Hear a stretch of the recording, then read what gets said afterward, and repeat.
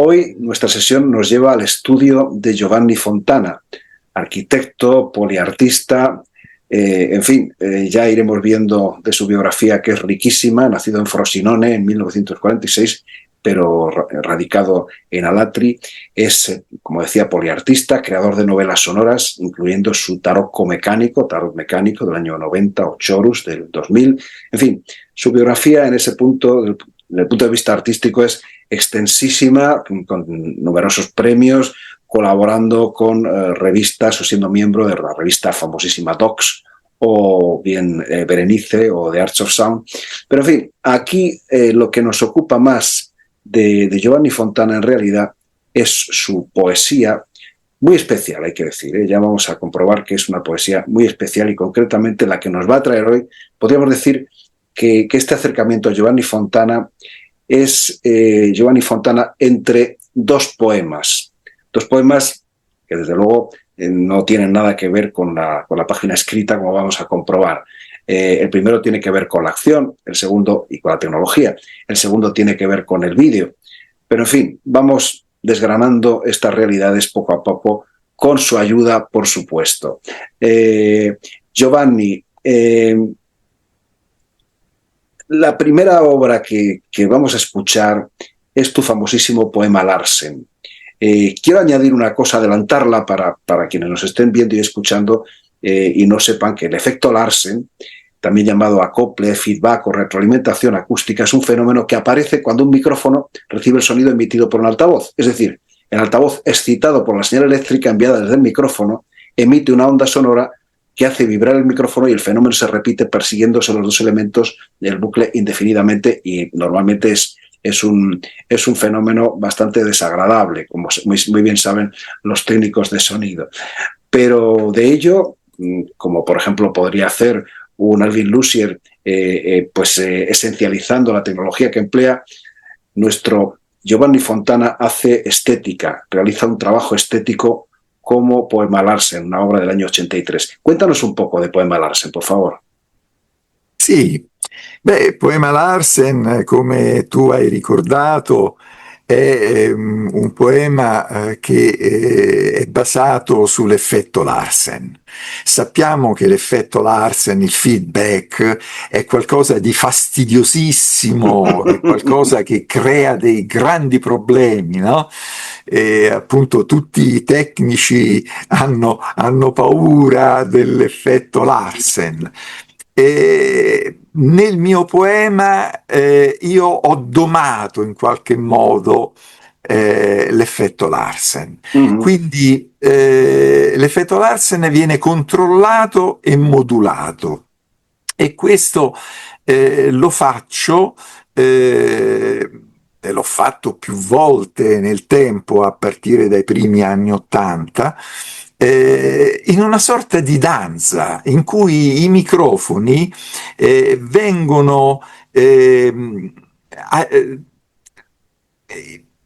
creano un rapporto con le casse acustiche. Io mi avvicino, mi allontano, faccio dei rapidi movimenti, oppure indago lo spazio sul pavimento, sul soffitto, negli angoli, e innesco un rapporto con i tweeters, con i woofer, avvicinandomi, allontanandomi e così via. Quindi viene fuori una danza del corpo che però produce il suono, produce il poema.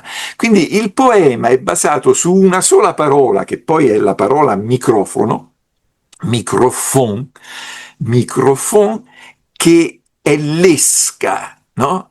Che innesca il Larsen.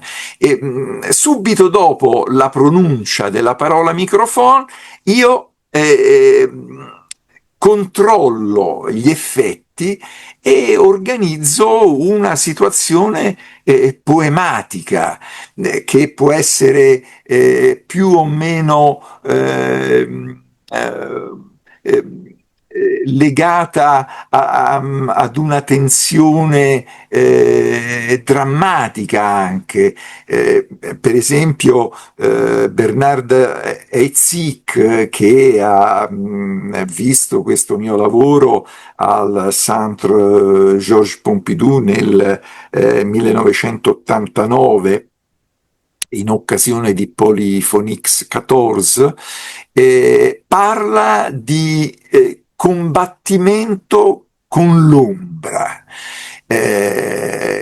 Lui vede in questo rapporto con le casse una sorta di combat, no? Perché appunto io vado con forza contro queste casse, poi mi ritraggo e rivado avanti e ritorno indietro e rivado avanti e ritorno indietro e creo una tensione drammatica che poi man mano si spegne, si riaccende, si rispegne, si riaccende, finché poi in questa danza così forte che diciamo necessita di grandi energie, io cado proprio stremato a terra e quindi Larsen si spegne. E questo è il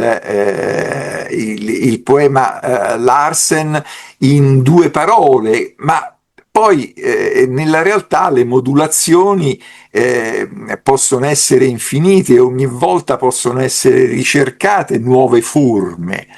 Cioè proprio è una ricerca della forma attraverso il gesto. E io poi ne ho realizzati parecchi di poemi Larsen. Ne ho registrato uno nel 1983 in un 45 giri, in un vinile a 45 giri, però ne ho prodotti tantissimi anche appunto in performance live, in Canada, in Polonia, in Grecia, in Messico, in numerosissimi festival di poesia sonora, e ogni volta devo dire che il pubblico rimane molto colpito, perché il fatto di poter controllare el feedback sorprende in qualche modo. Sí, yo tengo que decir, Giovanni, que a mí también me sorprendió. Yo también disfruté de tu poema Larsen, creo que fue el año 89, en un festival de poesía de acción y poesía sonora que organizó Bartolomé Ferrando en Peñíscola. Ah, sì. Y ahí nos conocimos y estuviste realizando precisamente este poema tal y como lo estás planteando. Desgraciadamente no tenemos una grabación audiovisual de ello, pero sí tenemos una grabación sonora, que es lo que vamos a ver a continuación y a escuchar. Y sobre ello vamos a atrevernos a... Tú has hablado del texto magnífico de Bernard Heisinck, otro grande de la poesía sonora. Bueno, pues vamos a colocar el texto de Bernard Heisinck, al que tú has aludido brevemente, sobre ese fondo de la grabación, para que los que nos están viendo y oyendo puedan conocer también de primera mano y sobre ello el texto de Heisinck sobre tu poema Larsen.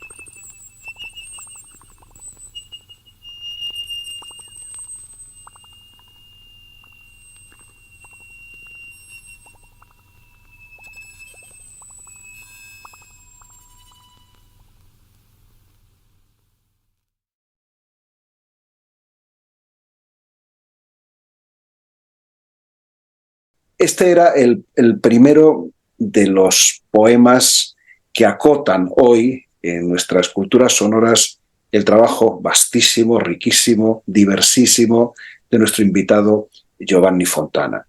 El primero de los dos poemas. Ahora viene el segundo. El segundo es realmente muy singular porque en él entramos en un dominio que el propio autor ha llamado o ha enmarcado como video vociferazioni. Y lo primero que me gustaría, Giovanni, es que nos explicases un poco el alcance de ese neologismo. Video vociferazioni perché la voce viene lanciata a ruota libera come elemento trainante dell'immagine, cioè il rapporto tra immagine e voce è molto stretto. La voce prende spunto dal ritmo dell'immagine e nello stesso tempo l'immagine si piega al ritmo della voce. E la cosa che poi mi ha interessato in questi video è mettere insieme la voce dell'immagine, che è il rumore naturale di ciò che viene ripreso in video, e la mia voce, che invece è costruita, è organizzata su un testo che ogni volta prende spunto dai rumori. Quindi diciamo che sono due piste parallele, no? Quella sonora e quella visiva, che viaggiano insieme, avvicinandosi, allontanandosi, avvicinandosi, allontanandosi, eh, e dove i ritmi visivi e sonori si organizzano in una dimensione sinestetica, fortemente sinestetica, dove si riesce a sentire con gli occhi e a vedere con le orecchie, no? E Sin duda, sí, sí. questo è possibile farlo se c'è un rapporto intermediale molto stretto. Noi sappiamo, conosciamo il concetto di intermedia espresso da Ujú, Dick Higgins, no? ujú. Verso la metà degli anni Sí, sí. 60, in cui si parlava di queste intersezioni di universi disciplinari differenti. Poi ormai siamo abituati all'intermedialità, però la cosa importante è cercare di trovare sempre un legame forte, cioè il legame intermediale che paga creativamente, formalmente, è il legame forte. Se il legame è labile, si entra in una dimensione che non è più giusto chiamare intermediale, ma bisognerebbe chiamarla multimediale, no? Dove c'è una sovrapposizione più o meno approssimativa di caratteri disciplinari. Quindi nel caso appunto di questi poemi, e in particolare di Poema Bonotto, io ho usato il termine video vociferazioni perché c'è appunto un video eh, che è costruito con un ritmo di montaggio particolare, con delle immagini particolari, ogni immagine reca il proprio suono, e però c'è questa voce che è vociferante, cioè in italiano vociferare significa dire a braccio, Ujú. senza nemmeno stare a badare troppo a trasferire dei concetti, no? Quello Sí, che conta è il dire. In italiano si dice, per esempio, non so, quando si sentono delle cose strane, si dice si vocifera, cioè per dire che si ascoltano delle voci, ma non si sa bene se sono vere, se non sono vere, sí, sí. no? Si vocifera che. E quindi io ho usato questo termine anche autoironicamente, no? Eh, per dire che quando faccio questo tipo di lavoro vocifero, vocifero, perché invento anche dei termini. Per esempio, ecco, io vorrei leggere delle cose, dei piccoli tratti che poi si ritrovano nel video per far capire come il testo possa costruire un ritmo sonoro che si sposa con il suono delle macchine.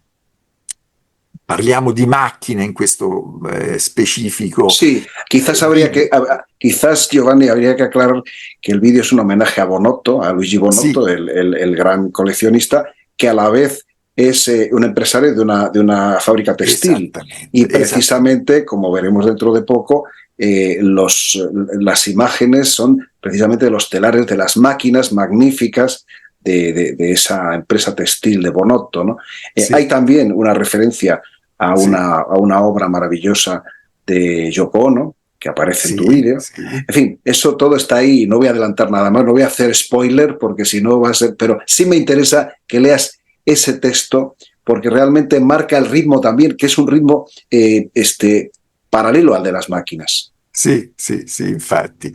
E appunto, ecco, dicevamo, il tema è fornito dalle macchine in movimento che lavorano in una grandissima sala dove, questo bisogna dirlo, c'è un allestimento enorme, no, di opere d'arte, perché in tutta la fabbrica ci sono opere d'arte, gli operai lavorano gomito a gomito con le opere d'arte.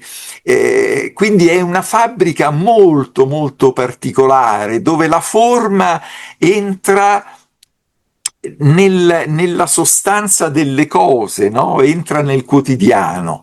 E in questa sala, tra le varie cose, c'è questa grande opera di Yoko Ono che tu hai citato, che si chiama Dream, e io l'ho presa in considerazione perché in un certo senso è un'utopia che si concretizza, no? È l'utopia concreta, è il sogno di questa fabbrica particolare, no? Dove gli operai vivono una loro vita lavorativa molto molto diversa da quella che è vissuta dagli altri operai delle altre fabbriche, e realizzano in qualche modo un sogno, anche perché questa fabbrica è chiamata da Luigi Bonotto, che è il suo fondatore, è chiamata la fabbrica lenta, perché Luigi Bonotto, quando si è accorto che le produzioni prendevano una piega, una brutta piega, verso un consumismo così di pessimo, diciamo, di carattere negativo, praticamente ha tolto tutte le macchine moderne, le più moderne macchine che producevano cose che magari potevano venire anche dal mercato cinese o cose di questo tipo, e ha ripreso le vecchie macchine, no? Claro. Le vecchie macchine, e ha cominciato a lavorare con queste vecchie macchine, inventandosi quella che lui ha chiamato la fabbrica lenta. La fabbrica lenta, no? Slow. Vamos al testo tuyo. Sì, Vamos ecco, a tu testo. allora ti leggo qualcosa, no? Quindi le macchine fanno questo lavoro, e quindi creano dei suoni. Per esempio, un suono base, che è quello della trama, no? Trame. La trama è l'ordito, no? Che è quello che costruisce, e creano un tessuto, no? Si fa un tessuto. Allora, tesse in tesse, e queste tessiture sono preziose, quindi sono rare.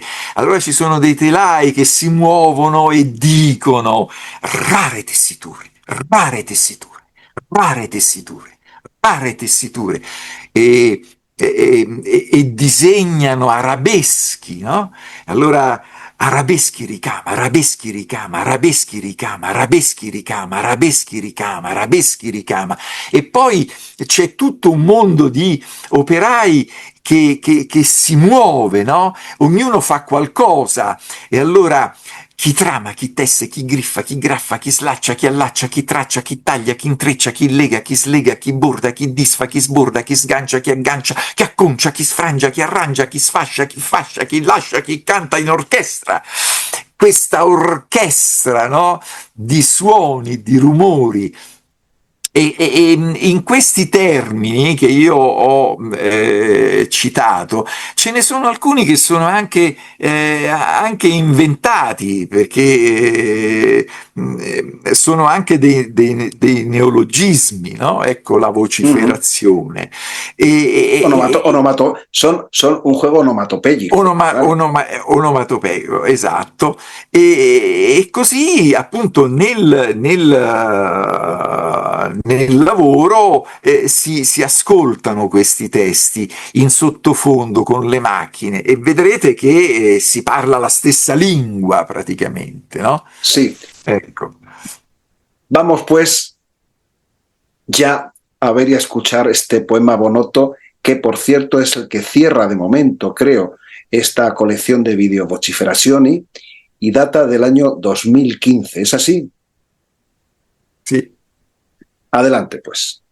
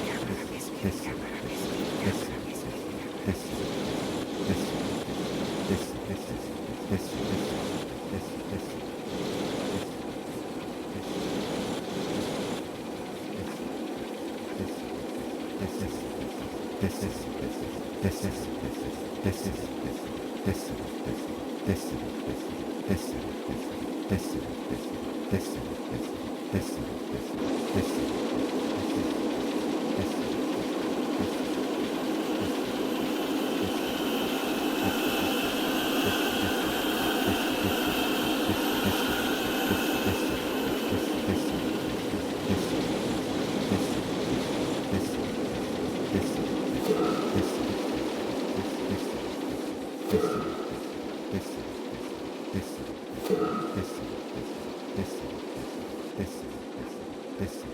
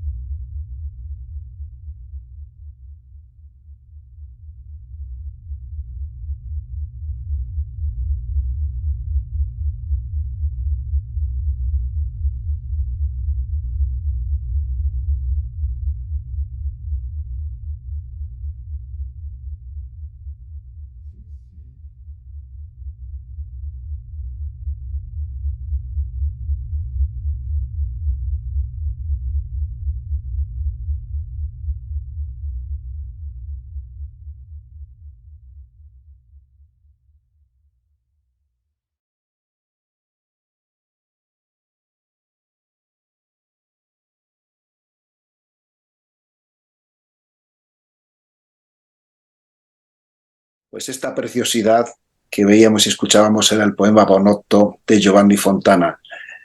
Poco tiempo nos queda, pero aún para, bueno, pues no sé, preguntarte en qué estás trabajando ahora, después de estos dos poemas que de alguna manera han enmarcado un poco enloquecidamente por nuestra parte tu vastísimo trabajo. ¿Qué es lo que estás haciendo ahora en ese campo? Io vado avanti con la mia ricerca in ambito intermediale, ovviamente lavorando su tutti i fronti, suono, immagine, corpo, gesto, performance, e nello stesso tempo però dedico molto spazio alla riflessione critica e alla riflessione teorica. In particolare mi interessa molto la teoria e in questi ultimi tempi ho messo a punto un progetto che ho denominato un progetto di poesia epigenetica. Poesia epigenetica perché fa riferimento alla trasformazione che ogni poema, sia pure scritto in una partitura ben definito, eccetera, eccetera, trova nel momento performativo una trasformazione. Allora, noi, cioè per essere precisi, ogni scrittura è un pretesto, cioè un testo che viene prima di una testualizzazione reale, che è quella che avviene nello spazio-tempo in ambito performativo, no? Quindi il testo scritto è un progetto, è uno spartito. Poi, sulla base delle letture che vengono fatte di questo testo, si crea una performance.